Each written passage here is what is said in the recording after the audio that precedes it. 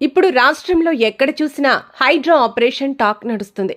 ముఖ్యమంత్రి రేవంత్ రెడ్డి చెరువుల పరిరక్షణ కోసం నాలాల చుట్టూ ఆక్రమణకు గురైన భూములను కాపాడేందుకు హైడ్రాను అందుబాటులోకి తీసుకురాగా గత వారం రోజులుగా హైడ్రా ఆపరేషన్ దూకుడు పెంచి అక్రమ నిర్మాణ కట్టడాలపై కొరడా జులిపిస్తుంది. ఇప్పటికే సినీ హీరో నాగార్జునకు చెందిన ఎన్కన్వెన్షన్ను నేలమట్టం చేయగా ఇంకొన్ని అక్రమ నిర్మాణాలపై ఉక్కుపాదం మోపుతున్నారు. ఈ హైడ్రా ఆపరేషన్ హైదరాబాద్కి పరిమితం కాకుండా ఇతర జిల్లాల్లోని చెరువుల కుంటలు కబ్జా చేసిన వారిపై కూడా చర్యలు తీసుకోవాలని ప్రభుత్వాన్ని డిమాండ్ చేస్తున్నారు.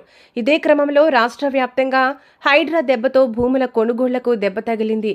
దీంతో ప్లాట్లు బుక్ చేసుకున్న వారు రద్దు చేసుకోవడంతో పాటు చేసిన పేమెంట్ను వెనక్కి తీసుకుంటున్నట్లు సమాచారం.